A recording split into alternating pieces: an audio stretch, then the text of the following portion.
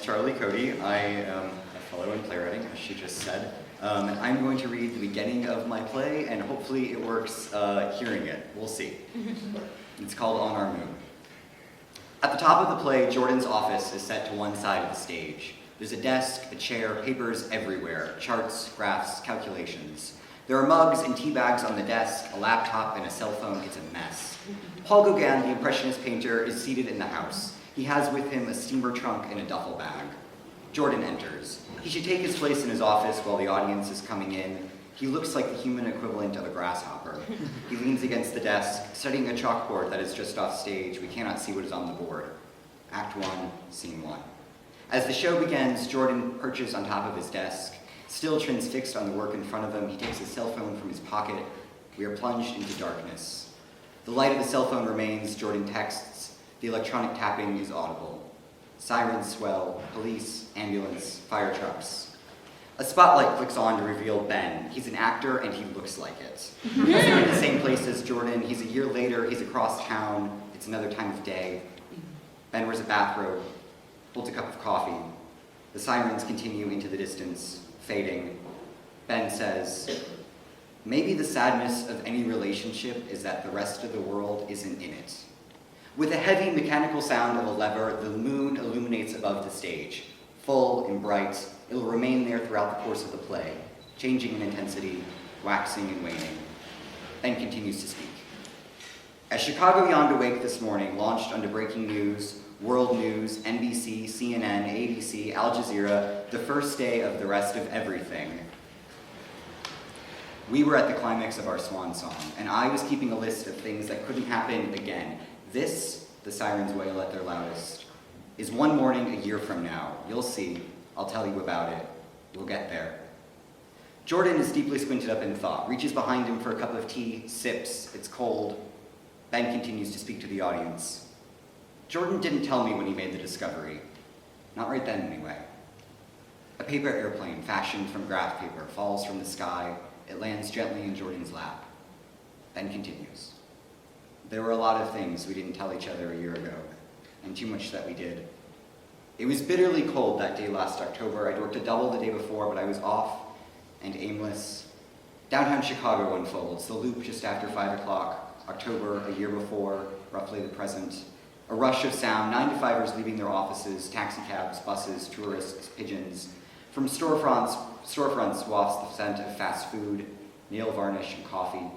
Ben loses the bathrobe in the mug, gains a jacket, jeans, a sweater. The L rumbles across the tracks overhead. A public transit announcement booms. This is a Brown Line train to Kimball. Next is Adams and Wabash. Transfer to Green, Orange, and Pink Line trains at Adams and Wabash. A moment, and the sound of the train pulling away. Ben speaks to the audience. When I first moved to Chicago, this was the first thing that I did. Before I had a job, an apartment, before I met Jordan, the museum free on Thursday evenings for Chicago residents. I still come here every week, or something like every week. Fuck, it's cold. For October. If it were February like this, people would be in their bathing suits. They'd be going to the beach, washing their cars.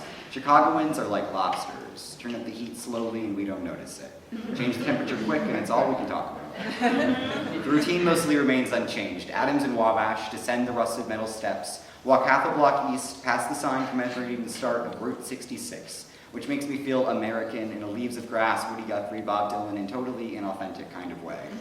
One more block east, up, over the stone steps, past my lions, in the doors of the museum. Always heavier than the week before. I live in Chicago, I say, make up a zip code, sometimes mine, sometimes not. I bend under the pressure, always, of the slick tile and their uniform ties. They hand over a ticket, I go. Past the guard, scan ticket, beep, up the grand staircase, the woman's board steps. Always some vertigo on the marble stairs, to the guard at the table. Sometimes I ask a question because they expect you to. Where's the men's room or something like that? But I already know because I spent a lot of time in there with a stomachache.